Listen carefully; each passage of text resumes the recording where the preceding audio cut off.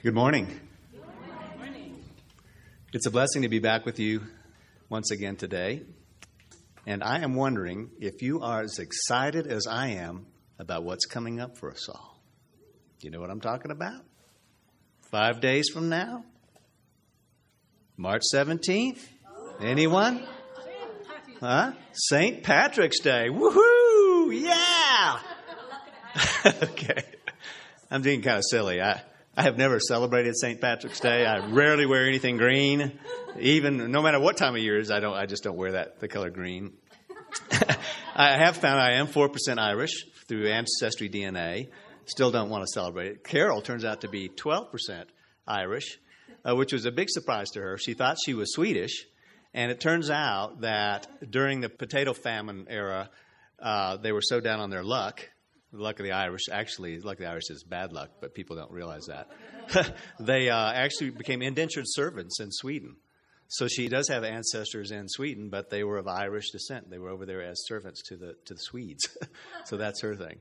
But did they have a St. Patrick's Day parade here yesterday? Do you know? They had one in Sedona. Sedona was very weird. They used to do one 2 weeks ahead of St. Patrick's Day. 2 weeks. So what is the point of that? But anyway, the whole reason I bring this up is only because there is a symbol associated with St. Patrick's Day, which is the shamrock. And the shamrock is actually a three-leaf clover, and it became synonymous with St. Patrick because he used that to represent in his teachings, the Holy Trinity, Father, Son, and Holy Spirit. But later in time, the shamrock became associated with Ireland in general, and then some people began to believe it was a lucky charm. You know, actually, they've got that kind of wrong. The shamrock has never been a lucky charm. What is a lucky charm is the four-leaf clover, still a clover, but it's got 4 leaves, not 3, and people kind of confuse the two. But my point is, whether it's a shamrock or a 4-leaf clover or a rabbit's foot or a lucky horseshoe, there are people in this world who put some faith in lucky charms in order to live a more charmed life, a more fortunate life, a life of good luck, a lucky life. I, for one, though, find it totally unnecessary to put your faith in a lucky charm because a charmed life is something you can consciously create when you practice certain principles. And today I want to explore those principles leading up to what I consider to be the fourth principle, which is the ultimate lucky charm. So the principles I'm talking about are attentiveness, flexibility, and positivity. And if you don't think that sounds like a very spiritual topic, really everything I talk about today is based on the idea that we do live in a beneficent universe. It is divinely intelligent, divinely creative, divinely loving, and is always working on our behalf to help us live charmed lives. But our job is to recognize and cooperate with what the universe is doing for us, what God is doing for us. And that leads up to practicing these certain principles. So let's explore these 3 principles before I get to the ultimate lucky charm. The first one, attentiveness. Attentiveness. So we want to be attentive. But to what? What are we paying attention to? And I'd say there's lots of things you need to pay attention to, but 2 things in particular will help you live a charmed life if you do this. First of all, if you want to live a charmed life, pay attention to your intuition. Pay attention to your intuition. Your intuition, I always say, is the most valuable and the most reliable source of guidance that you have in life. I define your intuition as your inner divine spirit speaking to you. It is the Spirit of God within you speaking to you, and to be more accurate, is the Spirit of God that is you speaking to you. And it really behooves you to pay attention to your intuition, to notice what form does it come in, begin to notice that, nurture that, rely on that, and make decisions based on that in spite of logic and reason. In spite of logic and reason. Some of the forms that intuition comes in, a lot of people think it's just a feeling. No, it's much more than that. It's something from within, and it could be a thought that suddenly pops into your head, a still small voice you seem to hear from within, an image or a vision that appears in your mind, a particularly vivid dream that you have, a physical sensation that gets your attention, or a simple feeling of rightness, just that this feels good or this feels better than path B, or a knowing, just some kind of inexplicable sense of surety that you have about something. If you pay attention to your intuition and make a decision on that, in spite of logic and reason, it's amazing the good fortune you can experience. I'm going to give you a little example here. One time when Carol and I lived in Dallas, we had 3 things we wanted to accomplish, and we thought it would probably take 3 separate trips over a 2-week period to do based on our schedules. She wanted to go to a fabric store in Dallas called Calico Corners, and that's no big deal, except that it was very far away from where we lived, so you'd have to drive over there and come back. Another thing I wanted to do was sell books at a Unity church that I did not attend, but they had a big bookstore, and I wanted to go by there sometime, speak to the bookstore manager, and see if I could sell some of my books there. And the third thing was very important to me. At the time, I had one foot in spirituality, the other foot still in advertising. I was doing freelance advertising at the time. And my former boss called me up and said, I've got a freelance advertising job for you. It won't take a lot of time away from your spiritual speaking engagements, but you'll make a lot of money. And I'm thinking, yeah, I'm down for that. A lot of money, short amount of time, very easy, sounds good. And he said, I'll get right back to you with the details. Well, 1 week goes by, 2 weeks goes by. He never contacts me about this job. I'm thinking, well, what happened? So I call him, no answer on the phone. I write him, no answer to emails. And I'm thinking, what happened to that deal? Did it just fall through or what? I don't know how to get in contact with him. I was kind of disappointed. So one day, Carol and I were in the car together, and we were driving on some other mission that we were doing. I don't remember quite what it was. I think we were going to our church to do something down there. And we ended up driving right by that Calico Corners. So Carol looks and says, hey, this is lucky. We're right here at Calico Corners. Let's just pull off and go in there, and I can get that fabric that I wanted. And I'm thinking, okay, yeah, no problem. Let's do that. The only problem was we were on a toll road that had limited exits. So we couldn't just pull off and go in there. We actually had to go to find the next exit, get off, get on another road, and go back to it. But that's no big deal. I mean, this was not close to our home. So I'm thinking this is very effective, very efficient, very logical, very reasonable. We should definitely do this. I'm all for it. Well, as the exit comes up, I'm getting ready to pull off, and I didn't have this good feeling about it. It wasn't a bad feeling. It was just kind of a dead end feeling. Just, if I could spell that, I would write a story based on that. So the feeling was, I don't know how you spell that, but that's the feeling I had. And then I thought, I guess we could come back later. I'm just thinking these things. And then I felt good. It felt right. It felt very right to come back later. Now, that's the feeling part of me. But the thinking part said, how inefficient and ineffective is that to spend more time, more energy, more gasoline to come back later? We're here now. Just get off. Well, now I'm getting really close to the exit. And there was that feeling. Well, at this point, I had learned enough about how intuition feels to me, how it communicates with me the most, that I shouldn't do it. I don't think anything bad's going to happen, but it would just feels better to come back later, as silly as that was. And I like to do things efficiently, believe me. So I really had to fight my left brain here to keep going. But that's what I did. I told Carol, do you mind if we come back later? Well, she thought that was nuts, but, I'm driving the car, and I was going to come back. So she said, well, whatever.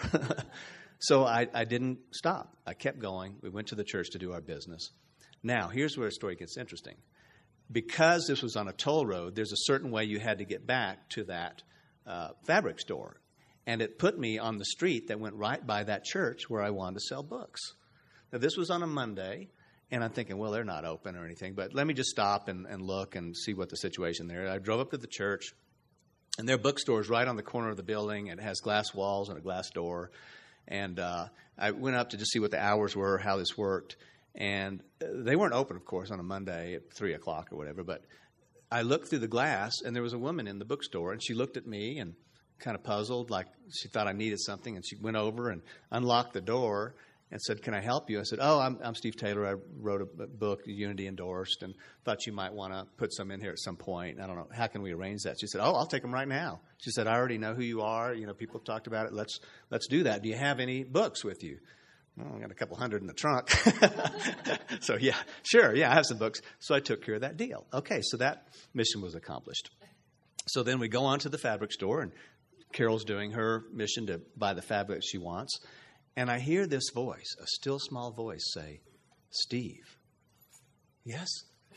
Oh, and I look behind, and okay, it wasn't God. It was this woman standing behind me. And it was the wife of the man who had given me that advertising job.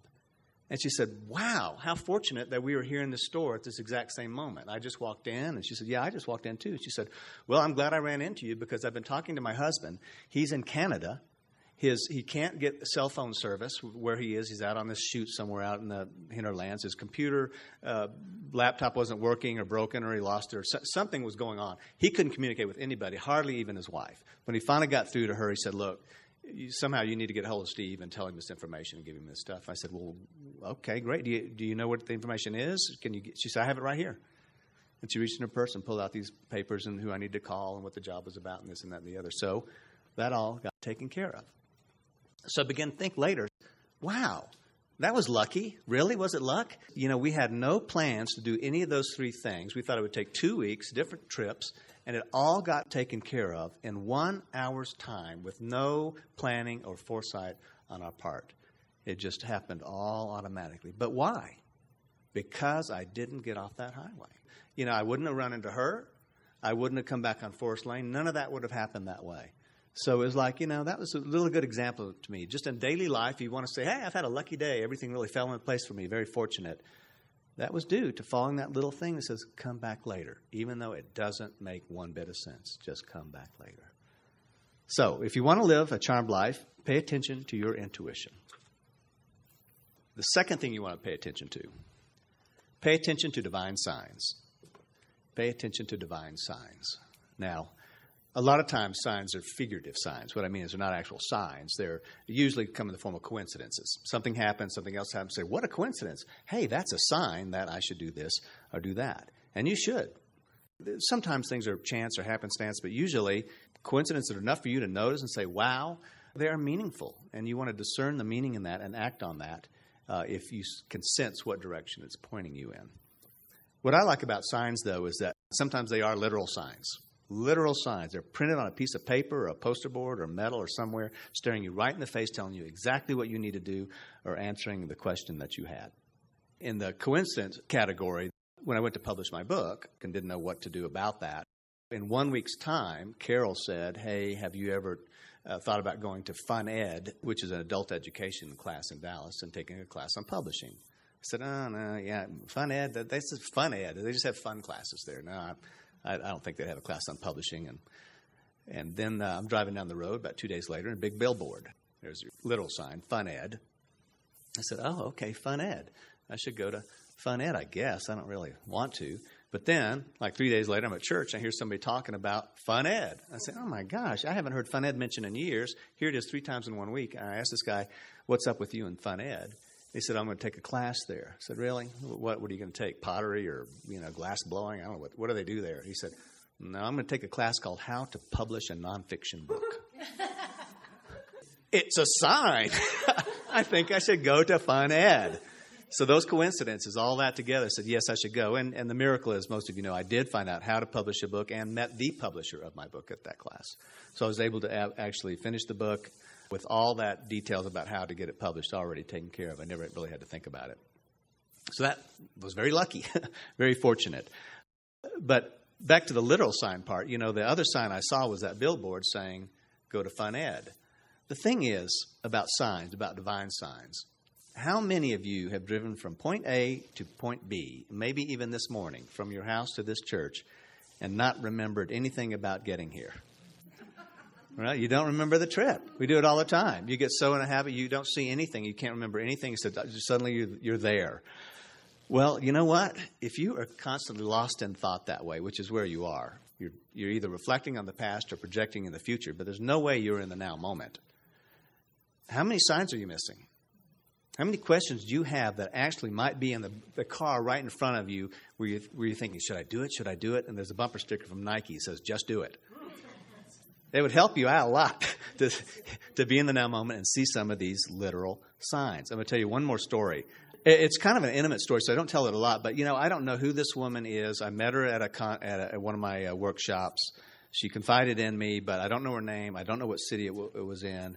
And I feel okay about telling this story. This woman, she said at one point in her marriage, it was really on the rocks. It was not going well. And she knew she needed to do something about it. They needed to go to counseling or something, but, she hadn't taken that step yet. You know how people are. They don't even want to talk to each other when there's really something going on. So there's no communication. It was really bad. Well, at the same time, there was a man at work that was kind of making advances on her, flirting with her. He was a really likable guy. She liked him a lot. And she's thinking, whoa, that's, it was clear that he wanted to have more than just a friendship and be intimate. And she's starting to fantasize about that. Maybe I should do that. And, of course, she knew that was not the way to heal the marriage. That was not the thing to do. But she was dragging her feet and just feeling like, God, it would be so easy just to do that or, feel that loving feeling for somebody again. And she's driving down the road one night thinking about being with this man. And in this example, she didn't really have to be so much in the now moment because the sign that approached her was flashing lights. It got her attention. This was such a big deal. She's driving now thinking about being with this man in an intimate way. And all of a sudden she saw these flashing marquee lights in front of a hotel that said, "Don't have an affair. Don't have an affair." And she's like, and then the second part of the message came up. Until you see our banquet facilities. Until you see our banquet facilities. Oh my God. Well, she got the message, the first half. And she worked on her marriage. She didn't get with the guy. And it worked out very well. And I don't know if they're still happily married, but they were when I talked to her, everything was going quite well. Better than before. So anyway, that's not a great example of paying attention because I don't think she could have missed it. But maybe it's because it was such an important thing to see. God reached out through a flashing sign right on the highway. So there you have it. So signs, figurative, sometimes very literal. Pay attention to them. Be attentive to what's going on. Stay in the now moment to see these things, or you're missing, a great way that God communicates with you. The second principle, that first one was attentiveness. Second principle, flexibility. If you want to live a charmed life, let go of your preconceived ideas and plans and your attachments to a specific outcome. Now, a lot of people teach differently. I don't. I say hold on to the essence of what you want, how it makes you feel, but let go of the particulars. You can think about them, but be willing to, as we say in Uni a lot, manifest this, its equivalent, or something greater. You don't always know exactly what's best for you, but if you're clinging to this is exactly what I want, it's got to look like this, and this is how I'm going to do it, you are really limiting God's work in your life. So you want to be flexible about what's going on. Here's a little story about that. I've got a friend named Gary and Suzanne, and they had a plan. They had something they wanted to accomplish. It wasn't a big deal. They just wanted to go to this great concert at the music hall in Dallas. And so their plan was get home early enough to bathe, dress nicely, have a little quick bite to eat, and then hit the road and get to the theater on time. And they had to get there at least 10 minutes before the performance because they had their tickets at the will call window. They hadn't paid for them. They had to go pick them up, pay, and then they'd get their seats. If you don't get there 10 minutes before the show, they just sell your seats to somebody else. Anybody who's up there saying, hey, what seats are left? I want it. So they're running behind. I don't know whether they were late at work or what happens, but they're way behind. They're rushing. I think they skipped dinner. They put on their clothes. They looked at their watch, and they're thinking, oh, my gosh. The only way we can even possibly get there and even then it'll be a few minutes late, is if we drive like crazy through the streets, running red lights. And, they said, that's not a good option. We could get a ticket. We could have an accident. I guess we're not going to do that. And then the other option was a more logical one. It was like, let's just not go. I mean, we haven't paid for the tickets. Maybe we can go another time. We just won't go. But then, and this is important, your intuition actually is always at work. And in all these other examples, it'll be a part of it. They had this little feeling that they should just go anyway. Go anyway. And what they did is said, well, go anyway. I mean, how's that going to help? The tickets will be gone. We'll be late. No place to park. And they're thinking all these things. And they thought, well, what if we let go of any expectations of anything, of how it's going to turn out? We have no idea. But what if we just go as if we're on time? Just not even think about it. Just get in the car and go because something tells us, just go. So they did that. They were in their car. They were very late, but they just drove at a normal rate of speed. They got to the concert hall. And when they got there, they were very lucky in 3 ways. First of all, they were so late that the people collecting cash for parking, $5 to park, had already left. So there's no parking fee. So they drive in. They think, well, where are we going to park? Well, they happen to swing by the front door of the concert hall. They were so late that some of the staff that comes early just to help people get in had already left, leaving a parking place right by the front door. So they just parked there. Then they walked in. They said, hey, to the will call window, we can hear that performance has just started. We're late. Do you still have our tickets? They said, oh, no, your tickets are long gone. She said, but somebody else didn't show up. They have front row center seats at the same price as you paid, and you want their tickets? Sure. Very lucky. Yes, they missed the first few minutes of the performance, but all the luck that they had there was well worth it. But were they lucky? Were they lucky? If they were really following logic and reason and imagining it has to be this way for it to work, they would never have even gone. So, be flexible, pay attention to your intuition. A lot of times those things work together. Third principle, positivity. If you want to live a charmed life, see everything that happens as a stepping stone to a higher good. See everything that happens as a stepping stone to a higher good. I'm not saying, as a lot of people say, that everything is good. I think we have free will. That can be argued as well. But I think we have free will, and sometimes we make lousy decisions, and they have poor consequences for ourselves, and sometimes terrible consequences. And other people make decisions that have bad consequences that have a ripple effect that do affect you. It's not, I don't even know if that's part of your consciousness willing that. It's just that there are ripple effects to things. But with the help of the divine, everything can be good. It doesn't matter what's happening, or what state, what decisions anybody's made, or what's going on. This universe of ours is always working for our good. I think that's what it means in the Bible when it says all things work together for good. It didn't say all things are good. It's worked together for good.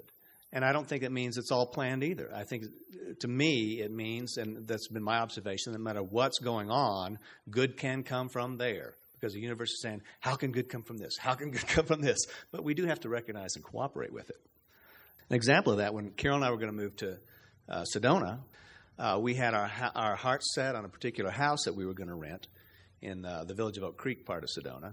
And the deal was there was a woman who was going to buy the house and then rent it to us for 5 years before she could move in. She lived in New York State or somewhere.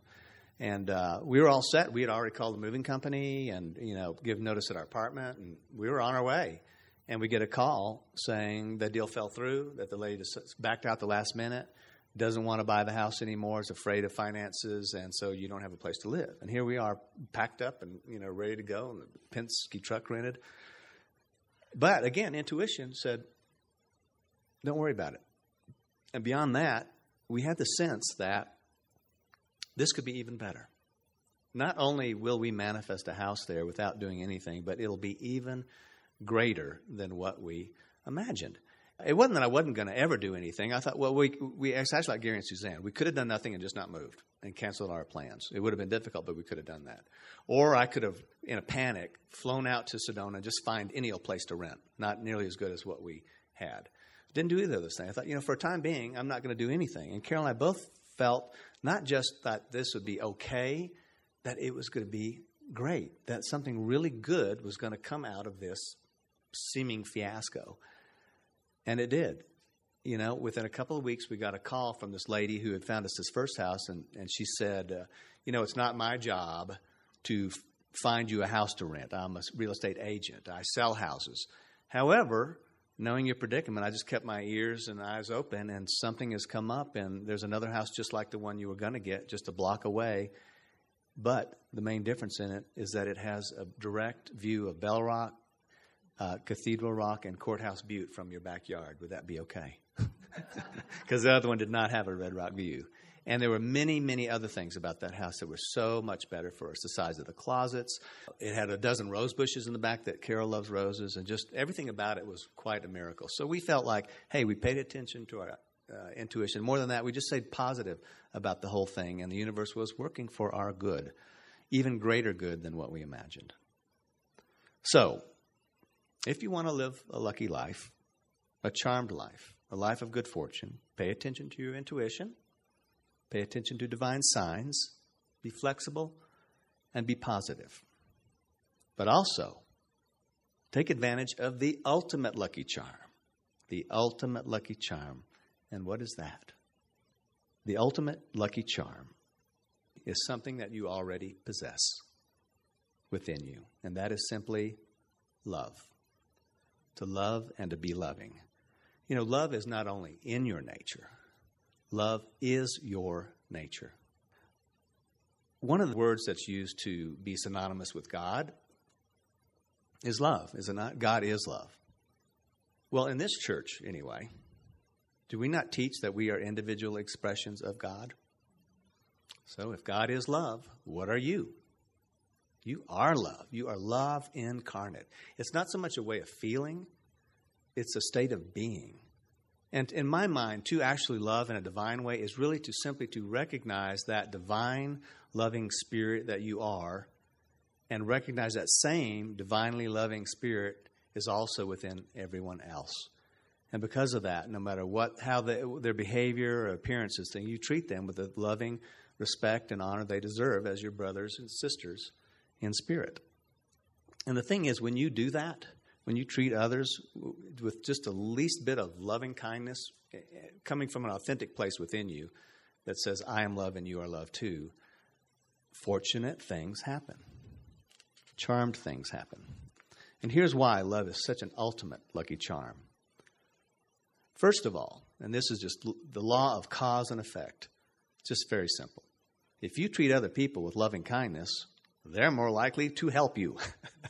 Simple as that. We never, ever really get anywhere in life without the help of at least one other person, and usually many other people, very rarely. And I don't know if you ever really accomplished something totally by yourself without any periphery people being involved whatsoever. You need others' help. And when you're loving to them, they're most likely to help you. And beyond that, you know, there's some ways that God might like to speak to you through a thought that pops into your head. But if you're kind of rigid about something or not knowledgeable about something, God cannot. But God can speak to you through the person standing next to you sometimes. So if you treat somebody with loving kindness and they feel safe in your presence, they're more likely to be open to having a thought occur to them or some knowledge that they have, and they're more likely to share it with you. On the other hand, if you're judging them, criticizing, if they feel fearful in your presence or judged, they're not going to share anything with you. They could have the most helpful information for you in the world, and you are not going to get it because you have frightened them. So, you know, just treat other people with loving kindness. And they're not only willing to help you, but that help may be divinely inspired. It may be help that no one else can give you, at least in that moment. So that's just a simple law of cause and effect, really. The other thing I like about love is that it automatically helps you with the other principles. Love automatically makes you more intuitive, more attentive, more flexible, and more positive. And here's why. When you love, you are more intuitive. Why is that? Well, the source of your intuition is your inner divine spirit. What is the source of your love? Your inner divine spirit. It's the same source. When you come from love, you are much more connected to your spirit. If you're connected to your spirit, you're also connected to the wisdom of your spirit. They go hand in hand. When you're a more loving person, you are a more wise person because you are more connected to that flow of divine wisdom that comes from universal mind through your spirit into your conscious mind. So love enhances your ability to receive intuitive guidance. When you love, you are more in the now. Now, why is that? More in the now. Because I believe, anyway, that your spirit lives beyond time and space. Your spirit is not bound by time. It may know future. I don't know. It certainly probably knows the past.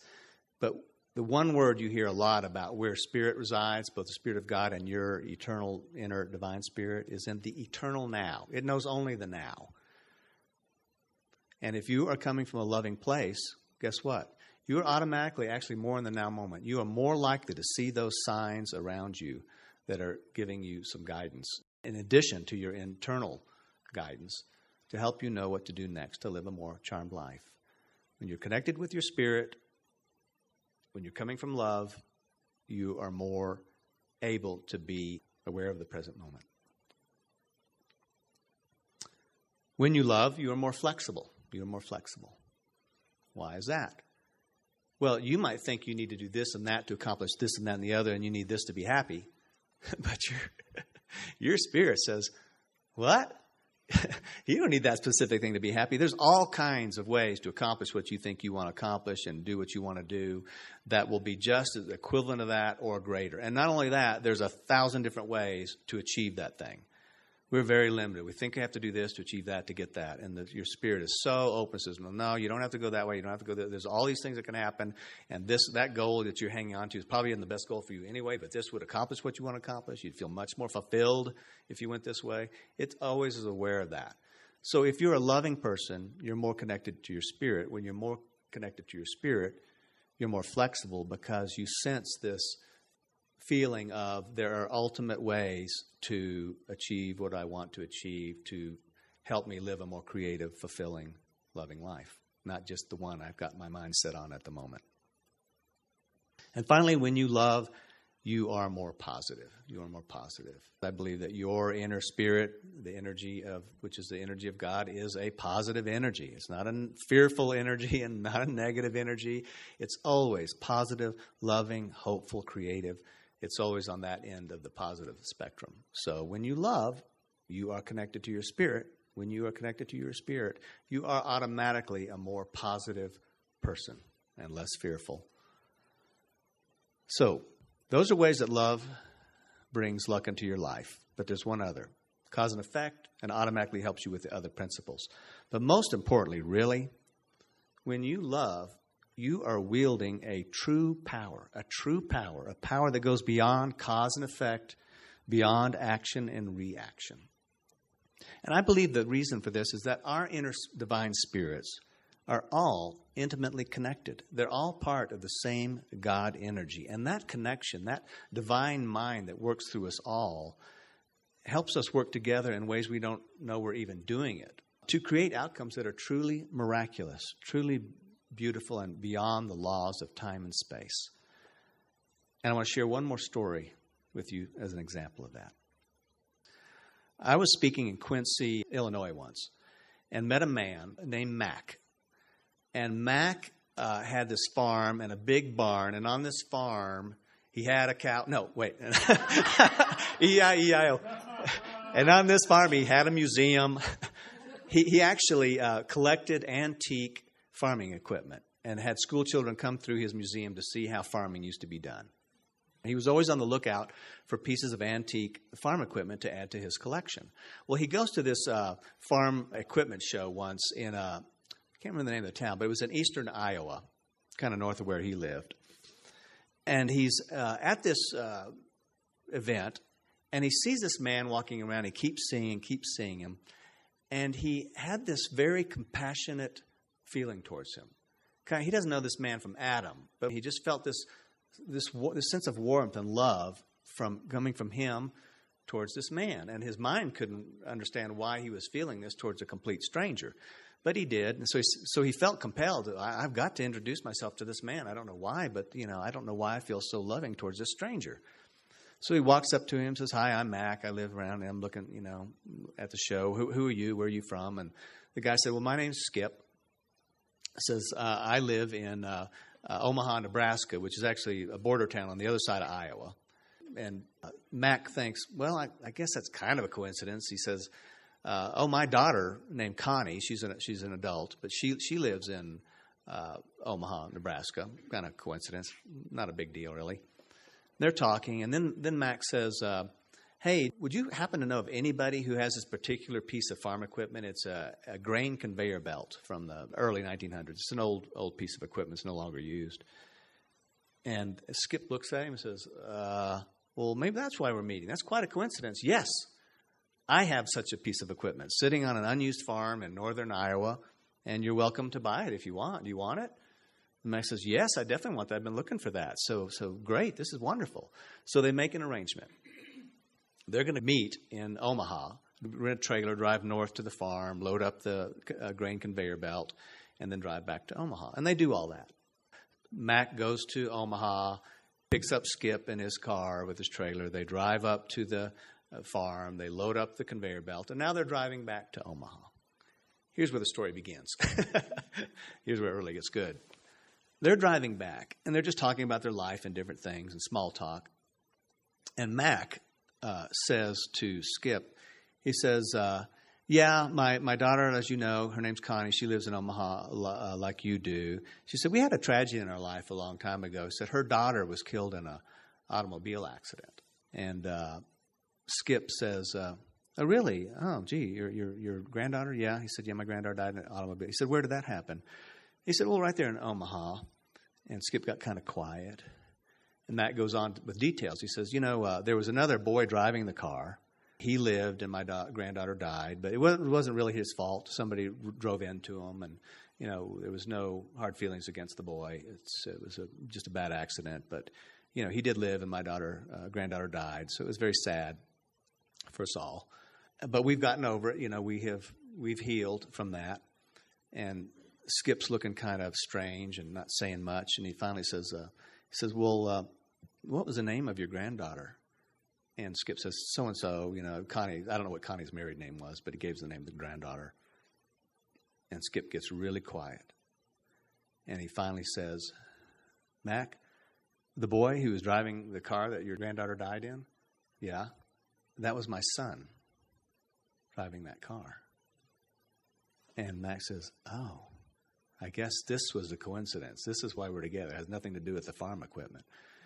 And as they drove along, he realized that even though their family, who lost a daughter, had healed from the whole event, Skip had not.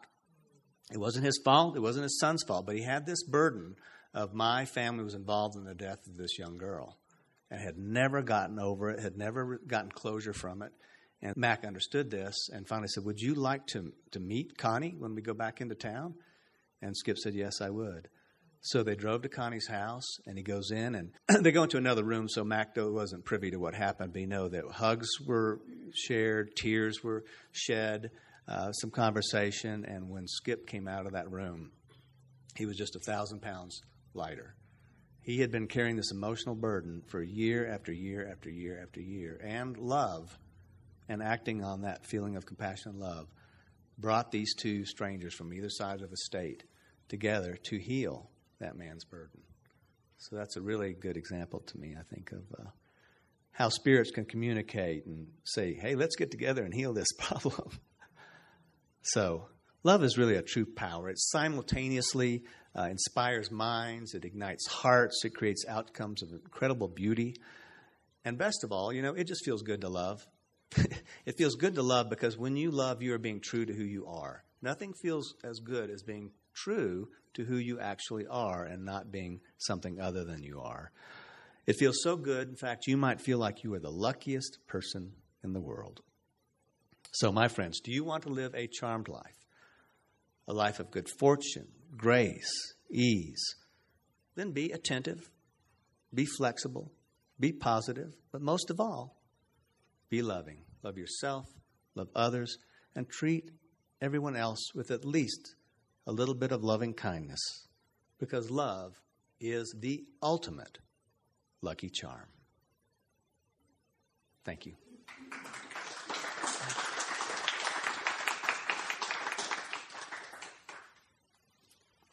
And now I have a little guided visualization for us to do that will help seep this general idea more deeply into our hearts and minds.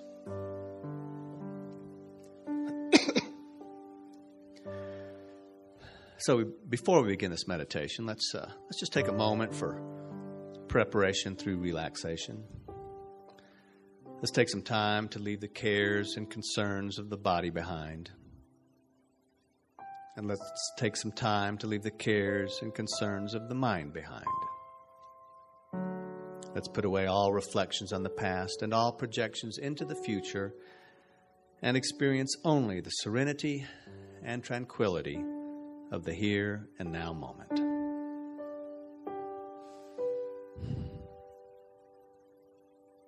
And now I would like for you to imagine something with me. I would like you to imagine a bright, white, liquid light flowing down from the heavens above and caressing you with its soothing touch. Feel its loving embrace as it slowly flows under the top of your head, down the sides of your face, across your shoulders, and down your arms. like a nice, warm bath.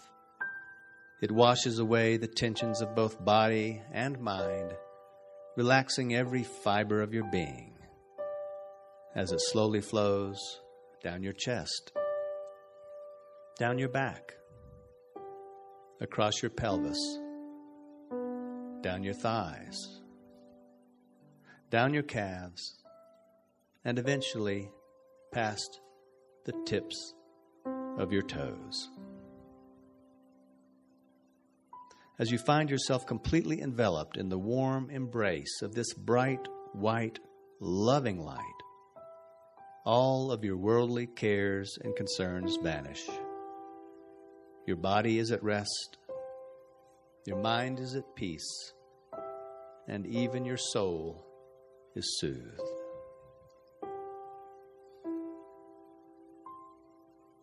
And now I want you to go within and focus on your heart. Whether you see it as a actual physical organ or some kind of symbol, I want you to picture your heart beginning to glow with that same bright, white, loving light. It begins to glow brighter and brighter, and brighter still, expanding beyond your heart until it begins to brighten, lighten all the organs around it, your lungs. Your whole torso begins to glow with this bright, white, loving light. Let the light begin to grow and expand further and further, brighter and brighter, until it fills your whole body with the same bright, white, loving light. And it grows brighter still and expands still until it fills every part of your body and goes through your skin, enveloping your complete body from every level, from the outside of your skin to the deepest recesses of your heart, with the same bright, white, loving light. And now you can see that your loving light and the bright, white light that enveloped you at the beginning of this meditation are one. There is now only your individual point of consciousness left. All else is the bright, white, loving light of God. There is no place where you end and another begins. There is no place where you end and the world begins. It is all one divine, universal whole, emitting the bright, white, divine light of God, the light of divine love that envelops and permeates all that exists, inside and out. And in this light, your point of consciousness is in constant contact with all other points of consciousness, all other individuals in this world, all consciousness in this sea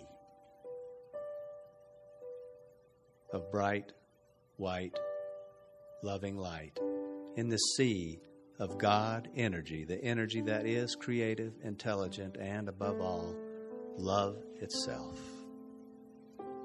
Take a moment to feel this unity of love that permeates everything in existence and unites you with every other individual consciousness in this universe.